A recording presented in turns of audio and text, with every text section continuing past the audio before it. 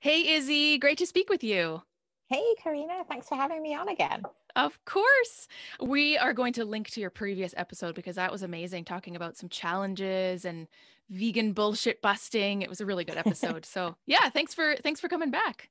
Nice to see Thanks. you. See, now I'm doing them on video and audio so folks can have both experiences. And I gotta put makeup on, so I know, me too. Well, happy New Year. We're recording this just after New Year's, so happy 2021. happy 2021. It's going to be an interesting one, hey? Yeah, yeah. I don't know about you, but I feel like folks just think that 2021 is automatically going to be completely different. They're like, oh, it's a new year. It's going to be so different. I'm like, it's pretty much the same for the Yeah, and foreseeable future. I think like any sort of like changes and is for things getting better, it's not gonna come as quickly as most people would like, Hmm. unfortunately. Like I'm sort of just taking the share as it comes, and just with like working in healthcare and stuff, like I just kind of get the feeling that it's probably going to be towards the back end of the year when things really do start to shift. So yeah, Yeah, just trying to stay in a positive mindset and focus on the good stuff. So it's a good way to be, being patient, doing what we're supposed to do, keep ourselves and others safe, Yeah, sanitize, especially in healthcare. sanitize. Sanitize. Yeah, exactly. Hey, speaking of healthcare, I mean, so you're at the Peace Arch Hospital, right? Yeah, And so what's your role there again? I'm an executive assistant, so I support two of the directors that work at the hospital. Gotcha. Right. So I mean, I know this from our conversations, but for our listeners slash viewers, can you give us a little rundown of what it's been like working in a hospital during a pandemic? Well, number one, I'm grateful that I work at a hospital because if I worked at my previous job, which was Rocky Mountaineer, the train company, Mhm. probably wouldn't have a job right now. So Oh, because it's the extremely tourism grateful industry, yeah, because which is it's completely tourism. tanked. So I kind of Hmm. made the right move, and I've been at Peace Arch for about the last 2.5 years, which I'm grateful to be where I am just in my career because having like a year and a bit's experience under my belt in healthcare was just really helpful going into the pandemic. Hmm. Um, it has been crazy. That's the only thing that I can say. Um, just really realized how much having a good team is such an essential part of work, really, because it's healthcare anyway, so you generally tend to be short staffed and overworked. It's just the nature of how it is. But just before the pandemic started, so there's three executive assistants at Peace Arch, and I'm one of them. And just before the pandemic started, one of my work colleagues, one of the other EAs, he got offered a position with emergency management. So basically dealing with like if an emergency comes up in healthcare, like all the Mm. sort of preparedness around that. So he left about 2 weeks into the pandemic, and Oh, brutal. we were like a two man. Yeah. So that because I was trying to learn somebody else's job. And also it's like all this pandemic stuff and you just don't know how to deal with it. So yeah, like I'd say for like 5 months, it was pretty rough. Luckily, one of the advantages of being in healthcare is we have a gym in our building. Hmm. So the gym has been like my lifesaver. It really has. Like even before that, like like I'm pretty disciplined and I go quite a lot, like not obsessively, but like I like to work out and it's part of my day, it's part of my routine. Hmm. But just having that stress relief has just been, oh my gosh, it has just been so beneficial, like the last year, really. So I yeah, can like I was imagine. just like reflecting on the last year just as I was like logging my workout on New Year's Eve. And I was like, wow, like I've maybe missed maybe a week and a half of workouts this year. In a That's whole kind of it, year. you know? But other than that, in a whole year in a pandemic. So when I look at that, I'm like, yeah, I've actually had, other than the odd couple of days where we've just had to close to kind of figure things out with the gym at Peace Arch, just like I've actually had gym access the entire time. So very, very fortunate to be like that. Yeah, because it does really balance out the craziness with the job sometimes. Absolutely. Yeah, and you're one of the very few folks who has had gym access this whole time. I would say anybody else who's been in a gym with all of our clients, as you know, around the world, they've all had gym closures. And unless they Mhm. have their own garage gym or home gym, and a lot of people do, there's been no gym access. And so obviously you've got like rules and regulations, and it's not a public gym, right? It's just for Mm-mm. staff. And Yeah, I'm sure there's regulations about how many people you can have in there at once and all this, but yeah. just the fact that you have it available is huge. Yeah, yeah. And I do feel like I know a lot of people just in conversations that have started going back to public gyms. Like they've said to me, oh, like I'm not really super comfortable going to the public gym. And Hmm. I get that. Like I totally get that. I've stopped going because I did have a membership at Crunch Fitness as well in White Rock. But I stopped going there because I was like, you know what? Yeah, like people don't always respect social distancing and not everyone is doing what they should do, whereas at least at the hospital gym, like we do restrict the numbers and we Hmm. have like a whole process in place that I, along with a couple of other people at the hospital, came up with just to keep the gym as safe as we possibly could be, basically. But Hmm. also like just to get in and out of work every day, like we're screened twice a day, like for Wow. COVID symptoms and stuff like that. And if you're displaying any little bit of possible COVIDness, you can't come in like till you've had a test. So I Mm, do feel I feel safer than I would feel going to a public gym. So absolutely. that's been, yeah. So that's also just been really good just to put my mind at rest as well. Yeah, you're actually among many who have potentially gym access. Like technically the gyms are open, but they're deciding not to go because Mhm. people are not following rules. They generally don't feel safe anyway. It's just, yeah, it's a tough situation. It is. Hmm. What about the food? So, like you mentioned before we hit record, that the cafeteria in the hospital is closed. But Yeah. before that, weren't you working on some veganizing shenanigans there, like having vegan options on the Yeah. menu? What's the deal? Yeah. So basically at Peace Arch we have like a Tim Hortons coffee shop in the lobby, which I won't get into because I just won't Don't get get me into that. started. Hospital Uh-huh. food, junk food, like yeah.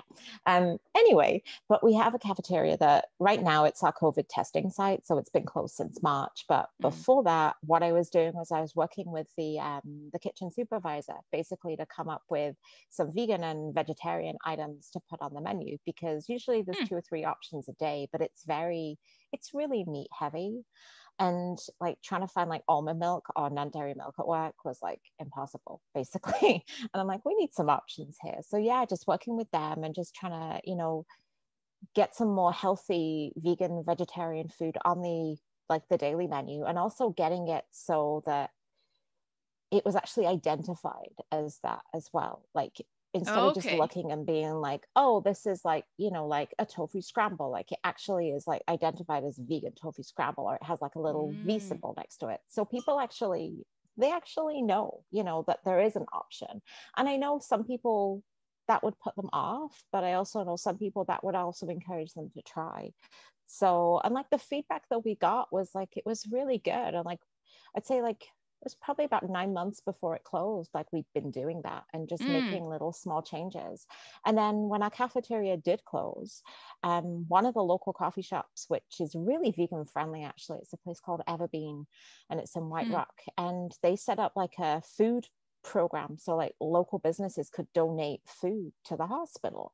No way. And as part of that, whatever business donated to the hospital, they actually had to provide a vegan or vegetarian option for staff if they were donating. So every so often I would also like get little vegan things across my desk. And because I'm not quiet about being vegan, I'm not like in your face, meat is murder kind of thing, but everyone who knows me at work knows that I'm vegan. Hmm. And the people sort of overseeing the food delivery program, if they found anything vegan or they knew anything vegan was coming, they just put it aside for me. So I'd just be Aw, getting like these delicious curries and chilies and like amazing. little tofu scrabble wraps. And I'm like, oh my gosh, this is the best. So it That's really really interesting. is. And even at Christmas, people like at work, it is. And even at Christmas, people have bought me like work colleagues have bought me like vegan chocolate and things like that. And it's nice to see people, because I don't think they were really exposed to anyone that was vegan before, because it's a smallish medium sized hospital, but you know, I lived in Vancouver and I'm pretty different from, you know, your average Joe. And I think just people being exposed to that, like they've started to sort of change their perceptions, and just, you know, people will come in and be like, oh, I tried this Beyond Burger and it's so Mm. cool. Or, oh, we ordered takeout and the meal was vegan. And I'm just like, oh, like, and people come up to me and tell me this. And even one of my colleagues, she came and found me. She's like, Izzy, are you vegan? And I was like, yeah, I'm vegan. And she's like, I'm vegan too. Oh, sweet. Hey, So it's so just, yeah. it kind of blows my mind how, like, in a healthcare setting, it's still a thing to be vegan, right? Like this what Mhm. you were just saying about the colleague who was like, oh, "Are you vegan?" Like, oh, "I'm vegan too." It's like this secret underground group of some sort, you know? It just blows my mind how it's not talked about more in Mhm. healthcare settings. And also, like the cafeteria when it was open before it closed, how few freaking vegan options there are in I the know. average hotel cafeteria, food court, whatever they have. It's Yeah. crazy to me. And especially in a hospital setting as well, what baffles my mind is now that our only option is Tim Hortons, which, Mm. you know, and maybe able to get an unbuttered toasted bagel, a plain bagel, and kind of it's vegan-ish, you Yeah, that'll know, keep you but going for about 5 minutes. I know, but it's like, why, and I don't get all preachy about it because people are entitled to their own choices, but why are we giving the only people the only option is food that kind of feeds disease and creates problems? Like, why are we, like, in a hospital, you would really think that the ideal would be like, you know, let's get, like, at a minimum something like a freshie, and Mm-hmm. would be great because it's not all vegan, you know, like, but you can have vegan options, and it's like, you know, healthy, fresh living food, not like a donut or a Timbit. And I'm just like, and coffee that's laden with cream. And I'm like, how, like, yeah, it is difficult sometimes working there, because I do sort of just look at some of the things and think, wow, like I really do think differently from a lot of the people that are here and that work here. And okay, like I get that I can't change everything because I can't, I'm not in that position, but I can try and I can make little waves. And now, like on our Mm-hmm. ice cream days, we actually have like vegan ice cream and sorbet, and at the annual barbecue we'll have like field roast hot dogs, you Oh, know, it's like, nice. and Okay. before that used to be Yves, and I'm like, don't even get me started. But it's nice that like people are starting to see, okay, we don't have, this isn't the only way, like there is different things that we can do, and hopefully at some point that will trickle down to, you know, like I know there are a few vegan options on the patient menus because I've been Mm. involved in taste testing things, which is really great to be asked. But yeah, I do hope it will start trickling down and we'll see some changes. And maybe, you know, even a Starbucks would be better than a Tim Hortons, because there is, you know, it's a little bit better. They're a It's not little bit just, further ahead. Yeah. They have like yeah, the not, non-dairy milks and they have some vegan options like sandwiches yeah. and whatnot. Yeah, I mean, it's not light years, but I'm like, it's slightly better. But like a local company in there that would just do like fresh food and smoothies and, you know, stuff that actually will energize people and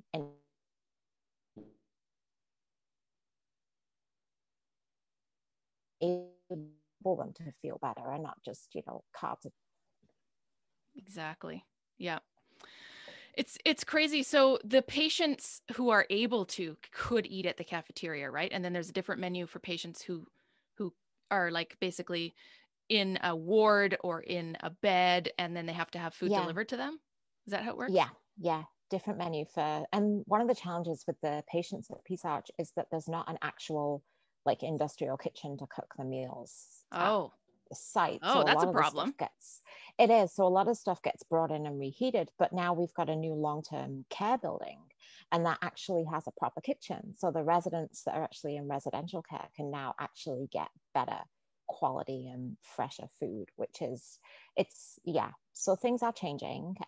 We are kind of an old school campus, like it was built in the 60s, you know, and Mm. it's kind of difficult to expand, but we are like making little changes. And yeah, yeah, it's definitely shifted. And even White Rock itself, like I've lived here for almost 3 years now, and like I've been with my partner for just over four, and just noticing the changes from when I moved here, like, you know, just how much, like we now have a vegan cafe, which is delicious, by Mm. the way. I So bet. yeah, like we now have a vegan cafe, and like there's like coffee shops that have got things, and like there's an Afghan place that's opened. And yeah, so it's actually nice to see that more places are opening and more people are becoming aware of, just vegan options, really. Absolutely.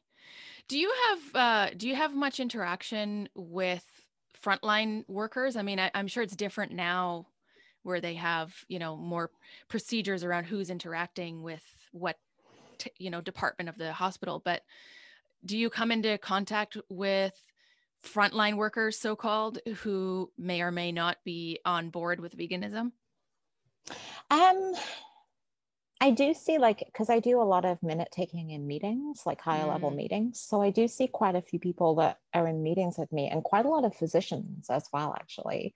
So I have a little bit of access. It's not like necessarily every day, but there's probably people that I can get on board to like kind of, create a petition. The good thing is that I do have access to the higher ups because that's who I work for.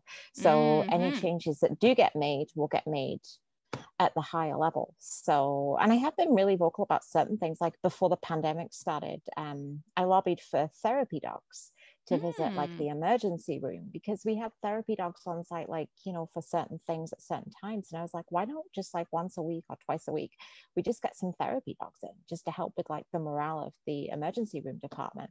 And it worked great. It Oh, really did. good.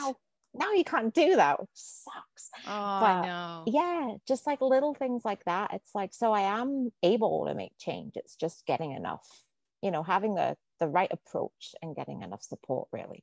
Hmm. Yeah. That's amazing. I didn't know about that. That's so Yeah. cool.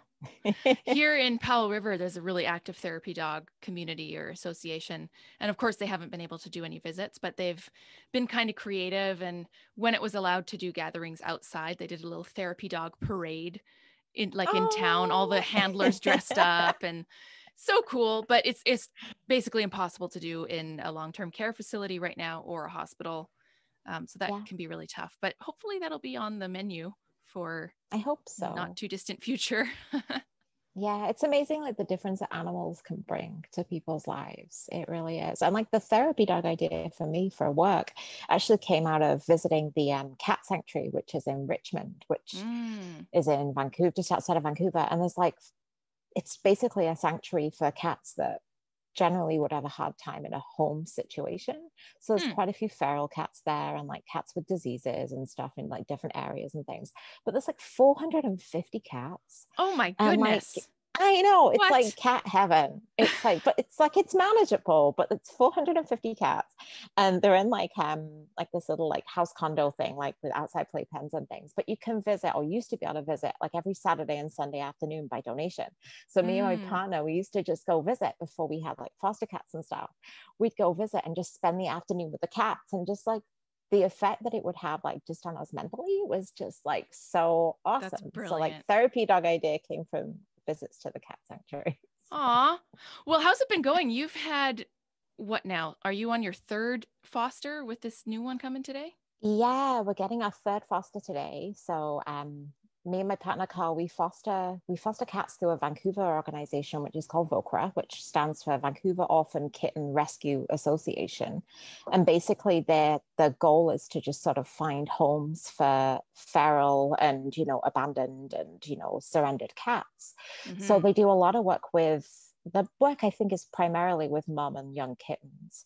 But they do get other cats from other situations as well, and quite a lot of feral and street cats as well. But yeah, we've been fostering with them since the end of May. We're on our third cat, and we're picking her up this afternoon. Her name Ooh, is Buttercup, and I'm exciting. like, I already love her because she's cute. Aw. Um, so yeah, Adorable. she's just over a year old, and she had 5 kittens a few months back, so they're all fully weaned and off to their forever homes. So she's gonna come and live at our house and enjoy the space that we have, and she'll probably be with us for a month or so because she needs to be spayed, and then she'll get Mm-hmm. adopted to like a forever family. So we're involved in the process of just basically finding out about her, finding out her quirks and what she likes and what she doesn't like. And then we work with volunteers at Vocra to find her the right home. So what will likely happen is when she's ready for adoption, she'll basically have a series of virtual Zoom cat interviews. Yeah, I've been wondering Cat about out. how that works in a pandemic, right? Oh, it's tough. Like I said, Buttercup's our third foster. The first foster we had, Mila, was this outgoing tuxedo cat full of energy. But she was a feral cat. So like there was definitely like a lot of like little quirks that she had. But we were lucky, like the first people that were interested in her, it was sort of summertime and it wasn't like full on pandemic. So they actually came to visit her and they spent a couple of hours with her and got to know her and asked us a whole bunch of questions. So that is generally the process that would happen. But with Honey, our last cat, it was all done by Zoom. And it's a challenge because it's not like you can really keep a cat still, you know. No kidding. I know this from Exactly. doing Zoom calls and attempting to show off our cats. It lasts for like 2.5 seconds. Yeah. So it's kind of like, it's interesting. Like we usually just try and set up like a little area, like a play area for them. So like we can just show the potential like adopters just how the cat interacts. And we just answer as many questions as we can. Sometimes it can take, like we were lucky with Mila, the first people that saw her took her. With Honey, we went through 5 Oh, interviews wow. before we landed on the right adopters, but that was a little more complicated because she was partially blind. So, and she definitely had some behavioral quirks because she was abandoned. So, and she was just left by her owners, like on the street. Oh, So that's it took a horrible. lot. I know. So it took a lot for her. Like she was with us for 4 months and it took a lot for her to chill out and for us to kind of read the signs that she was getting overstimulated, because if she got overstimulated, she was like a little ninja, basically. She was like, I want to kill Oh my you. goodness. So, and the thing is, like, one of the big cues with cats is like you would notice like their pupils are dilating if they're getting wound up. Well, Honey's pupils were always dilated because she had vision Ah, issues. So it was definitely a bit of a rocky road with her. So finding her the right adopter was really, it was really paramount. And one of the people that were interested in taking her, I wasn't, like Carl and I, we were just not comfortable. We thought this person doesn't quite have the right experience because mm-hmm. you kind of need like a pretty knowledgeable person to be able to handle her. Yeah, maybe not a Um, good like first cat kind of companion. no, it's definitely someone with cat experience. And we were chatted the last couple that we interviewed, they wanted her and they had experience with like feral cats and difficult cats. And we were like, okay, this is like this, we got a really good feeling about them. And they were like, yeah, we really want her. So Aw. yeah, so she's gone to live in North Vancouver with her new family. But we get updates and things. And it's interesting with fostering and veganism as well. It's like, because and I'm sure you've experienced this as well yourself, Karina, just with you're feeding the cat meat. There's Oh, no way. yes. I would like to do a whole podcast episode Oh, on this, well, count me in, honestly. because Yeah, like no, it's seriously. been like this whole internal debate that I've had with myself Mm-hmm. and with Volcra as well. Like we're limited, like they prefer you to feed like X food because that's what they believe is best for the cat. And I totally on board with that. No problems at all.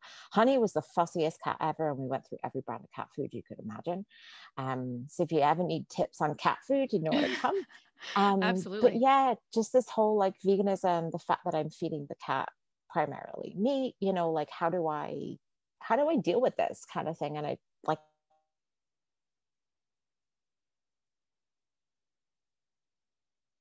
there was a lot of, when we started fostering, there was a lot of issues. Ultimately, I just sort of rested. I'm doing what I can to help a cat and to get the cat to the right home. And it's not a perfect process. In an ideal world, there would be a vegan option and the cat would be getting a vegan option, but it's not an ideal world. It doesn't work like that. And all I can do is the best that I can do. So, yeah. Yeah, yeah. I know. I feel like it would be kind of cool actually to get like a panel of cat owners on the podcast and just be like, okay, so how do you, there's a lot of cognitive dissonance, which is totally understandable, right? And I'm the Yeah. same. I mean, I had my 18-year veganiversary, whatever you want to call it, yesterday. And so long-term vegan, no issues at all there, but we have always had cats and they have to eat meat products. And Yeah. so, it's one of those things where, yeah, you're essentially saving the life because we have rescues, right? We're not getting cats from Yeah. breeders. We actually got our first cat from Vokra, second cat from the Oh, SPCA. So they're always rescues, but still, like technically you're helping out or you're saving this one animal, but then you're feeding into the animal agriculture industry still by supporting this cat for who yep. knows how long, like 15 years, right? So I know. yeah, I know it's a tough subject. I'm just thinking, doing my best, like trying to keep it to fish type foods if I can. Yeah. But yeah, there's a lot of cognitive dissonance and discomfort and just like general weirdness around feeding them. Yeah. And it's not a problem that you can solve either. No, It's like no. there's no solving it. It's just the way that they are. Yeah. So yeah. So yeah, that has been hard. And also like the other thing I find is a lot of people say to me, oh, I couldn't foster because I couldn't let the cat go. Oh, And that's tough, right? oh, it is like honestly, it feels like your soul and your heart has been ripped out. Aw. Like it is terrible. And like I've realized just from our previous two fosters that I'm relatively okay once they go. Like once they go to their new home, I just try and focus on like other things around the house and other things in my life. But before they leave, like the period where I know they're going to when they leave, Mm. it's just like, oh my God, I cannot stop crying. Like I actually warn potential like adopters now that when you do come to pick the cat up, I will be crying because I just get Aw. so like you don't not get attached. You can't not get Yeah, attached. obviously. It's just what it is. And I just like I look at it and think, yeah, like hopefully we found them the right home and hopefully Mm-hmm. that works for them. And hopefully we've done everything we can do. I can't explain to the cat what's going on. And that's what actually kills me. Mm-hmm. But it opens the space to help another life. And that's what I try and focus on ultimately. And I know there'll be a point where Carl and I decide that, you know what, let's just actually just chill out and just have a cat and not foster anymore. But for now, like it's so rewarding. And Mm-hmm. because I don't have kids myself and my niece and my nephew live in England, like the little kids live in England, and I don't really have access to children.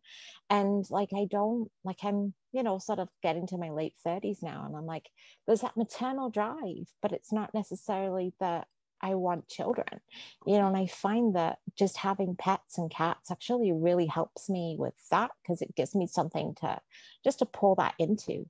So That's an yeah, interesting point. You know, yeah, I don't know. that makes sense, and I'm with you on that. Like, I don't have kids. I'm not going to have kids. Um, but I'm not one of those people who calls their pets like their fur babies or like I'm a cat parent or like I'm not going to go that I do say far. cat mom, like best cat mom Oh, ever. your mug says best cat mom. Yeah, okay, that's permissible, Izzy. I'll let that one go. But you're not like you don't talk about cats as your children, like using terms like fur babies and like I don't know, that just rubs No, me the wrong way. Like cats are not replacements for humans. They're completely different. no, But I see what you're saying though, like that instinct that I'm sure we all have on some level.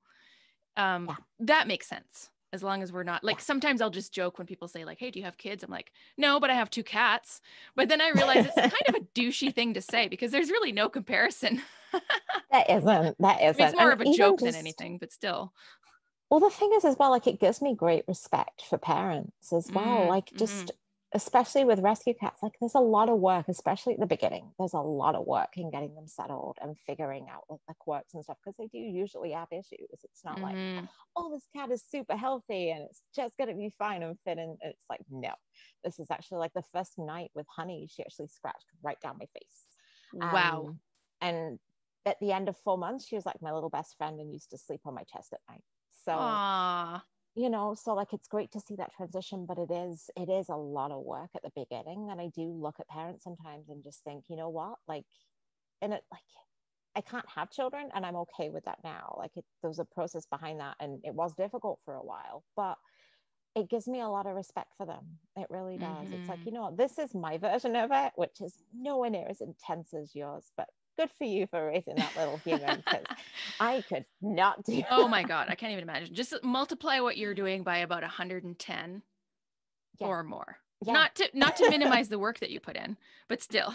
No, but We I got to be know how much realistic work here. it is. Yeah. Yeah. And that's the thing. I know how much work it is. And I'm like, yep. And this is like a whole other level with the raising kids thing. Hmm. So, Yeah, But you yeah, know, you have a point. Like it's hardest before they're actually adopted when you know that it's your last week or your last couple days with yeah, them. But isn't it kind of like a like you've arrived at your end point? Like, yes, yeah, job well done.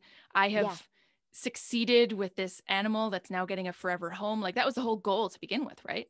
Yeah, that is the goal. It's like, it's just the sucky part is that the goal is that you miss out on the rest of it. But the Yeah, yeah. updates, like both cats that we've had, like I said, with Honey, we get updates about how she's doing. And with Oh, Mila, that's Mila nice. is on Instagram, and we've actually visited Mila as well in her forever home. She was like, "Who is you? I don't know you." I was Aw, like, "Yes, you I'm sure do." she remembers. But yeah, and just to see them like really happy, and you tend to find that they settle a lot quicker than when they arrived at your house. Mm. So like it usually takes them a few weeks and stuff to get used to things, but they generally, you've kind of worked out the little quirks and stuff. And we usually do like a whole guide to the cat and like, like what to do with blah, Aw, blah, blah, blah, blah. And we cute. send them off with like treats and favorite toys. And so they're pretty set really when they leave. It's difficult. Like I just wish that there was a way that you could explain it to the cat and just to say, hey, Mm-hmm. especially with the ones that have been abandoned, like I was like, how do you like, yeah, like with Honey, like it took her so much to trust us, and then it's like, oh, and by the way, we're sending you off to a new home. But Mm-hmm. you can just hope that you did the right thing, and then just go from there, and that you do get to help another life. So, and I was thinking about this morning. I was talking to my partner Carl, and I said, what's amazing about just animals in general, and like fostering and things, and just animals in general anyway, is that you're learning to communicate with an entirely different species, Mm-hmm. which is kind of like, when you think about the world, it's kind of like, it's super interesting, like that even though we're all like, humans are all different, but that animals and humans, like, we can interact and we can have bonds, and just, yeah, like for me that extends to all animals, and I know that not everyone views animals the same, but it's like, yeah, like it's a beautiful thing really, that just like Mm-hmm. we're capable of that. And So each one, yeah, even within the same species, is very different. yeah, every animal has its own little personality, and it's so beautiful, it really is. See, that's one bonus of the foster situation is that you actually get a ton of experience with lots of different creatures, Yeah. individuals, personalities, you know? Yeah, There's pros and cons though, because like you said, I would imagine that to be super difficult, but very rewarding at the same time. A lot of the best yeah, work is challenging, but also rewarding. exactly. Exactly. You learn new skills and you meet new people, even if it's virtually. Yeah. And like, it's great to feel like a part of a community as well, Mm-hmm. which even though like in a part of a pandemic, I'm like, I actually do feel like part of the Voca community. That's So that's like good. a wonderful thing. Yeah. That's amazing. Well, hey, I wanted to ask you about one more thing before I let you go, Yes. and that is your new certifications. So, we work together, so obviously I know what you've been up to, but for our listeners, you have been doing a couple of different awesome things through Main Street Vegan. Yeah. And we actually had Victoria on our podcast, so we'll link to that as well. In the past, she's been a really great guest. She was talking about being vegan for like many decades, way before it was cool. But yeah, She's so like such a star. She she really is. really is. She's like a vegan superhero, basically. Um, so what's the deal? Like, can you tell us a little bit about that first certification and then where it went from there? Yeah. Yeah. Sorry, I just missed that. My internet froze. Oh, no worries. So can you tell us a little bit about that first certification that you did and then kind of how it went from there? Yeah, for sure. So basically, I was part of the Main Street Vegan Academy. So originally, I was a certified vegan lifestyle coach and educator. So the real plan, which all got thinking by the pandemic, was that Mm, I was going to go to in just last October. I was going to be in New York over October for about a week to participate in the Main Street Vegan Academy. So of course, the pandemic hit, and then everything went online.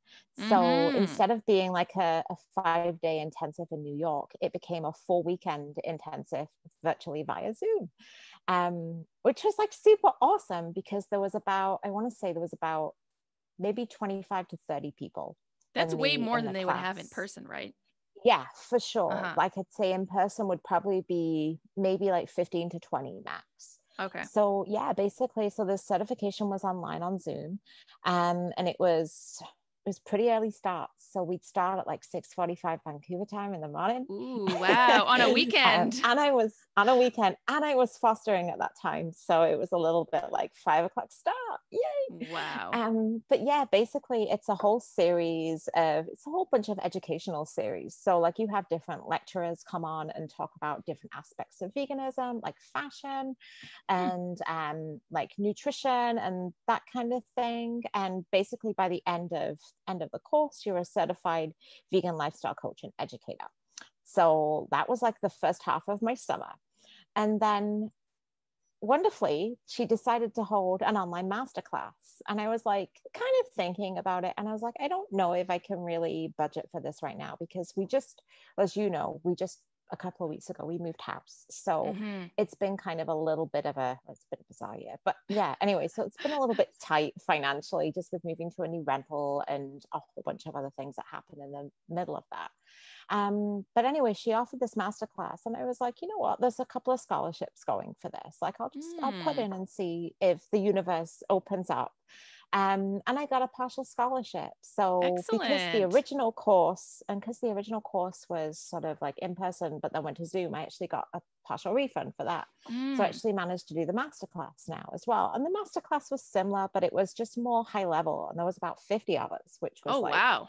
oh my And are God, these all yeah, people who have yeah. done the first certification? Yeah. So to Right. do the masterclass, you have to have done the first certification. And there was just lectures from like just amazing vegans like Earthling Ed. Mm. And I'm trying to think who else we had. I can't remember off the top of my head. Miyoko from Miyoko's Cheeses. Oh, cool. So yeah, so and a lot of things like Stephanie Redcross from Vegan Mainstream, who does like a lot of work with like vegan marketing and your business Mm-hmm. and social Mm-hmm. media. So just a lot of stuff around like in addition to like like the fundamentals class on like how to run your own business kind of thing. This was just like more advanced really. And I absolutely loved it. It was super fun. It was over 4 Sundays, like November, December time. Yeah, and it was just That's so amazing to cool. meet vegans from all around the world, just get different viewpoints on different things. Yeah, yeah. So now I'm a certified master vegan lifestyle coach and educator. Ooh, that's a lot of letters after your So name, Izzy. it's a lot of letters. I know. So yeah. So eventually what I want to do, and I just with moving and just work at The Christmas and state things, of the it's just been a world. little Yeah. the state of the world. Actually, I need time off. Like I No know I need kidding. time off to kind of sit down and actually like do some business related things. But what I do want to do is set up my own vegan lifestyle coaching business. So basically helping anyone who's interested in becoming vegan to become vegan and anyone who's sort of struggling or needs a little bit of guidance on their vegan journey. So say you were like having a whole debate around like, I want to replace all my makeup, but I don't kind of know what to do, that kind of thing, Mm-hmm. just having like the resources to be able to coach people through that. And also like just like the resources around nutrition and just general vegan life questions that come up like cats and veganism and Yeah, yeah, dogs right. and veganism, which is a bit different. So so just really looking forward to at some point, I'd say within like the next 2 months really, just to set up my own coaching business and just to go from there really. And like one of the benefits of just the way the world right now is that so many more people are now used to doing things online. Hopefully I'm Exactly. not just restricted to like the local area. Hopefully, like I'm originally from England, so I'm hopeful that I could possibly get a couple of clients from the UK or elsewhere Mm-hmm. in the You world as totally well. could. Yeah, Yeah. I mean, we haven't talked about this, but our listeners probably know in case they don't, we're working together, like you're on the KI team. yeah, Um, but how cool would it be to have folks who are new to veganism go through you first? Or maybe concurrently, people who want to work on their fitness and their nutrition, but there's yeah, not a lot of like specific, what do I do about pets? What do I do about my makeup? What do I do about my household products? Maybe a little bit of like swapping out non-vegan food items for vegan food items. I kind of yeah. feel like that could work together somehow. Yeah, totally. That'd be Totally. pretty cool. That's an exciting Yeah. thought. Yeah. And I know, like, just as well, just with, like, I've spent 6 years training with you, which is just like, it's mind blowing I when know. I'm How like, did that 6 years. happen? How did that Wow. happen? I know that went super quick. And like we were saying the other day, like, I think most of that now has been online. I think it's just slightly more skewed in the online than the in person, but like we originally started training in person. Mm-hmm. And I think just for my own personal knowledge as well, because like I'm really sort of focused on health and fitness and that's veganism, and that's just kind of where my interests lie.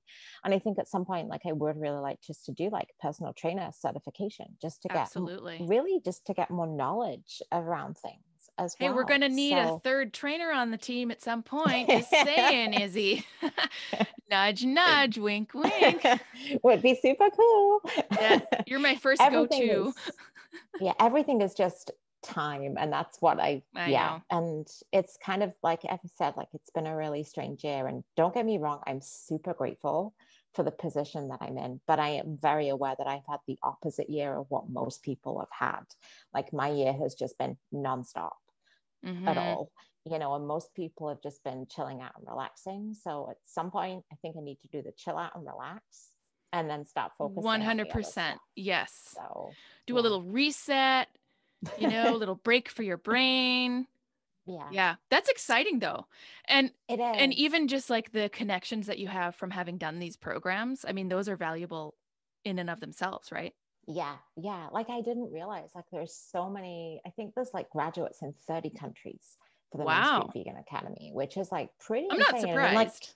I know, but it's like there's been people like in the original class, the fundamentals class that I did, there was people from Finland and there was somebody from the Oh, Netherlands, that's and amazing. like there was me out in Canada and a few people out in like Brazil, that kind of area. And I'm like, wow, like it was a real mixed bag. And I just sort of looked at that as well and thought, you know what, if this was all in person in New York, I wouldn't have met as many people. Mm, there would have been a bit of diversity, but I don't think there would have been as much diversity as we ended up having.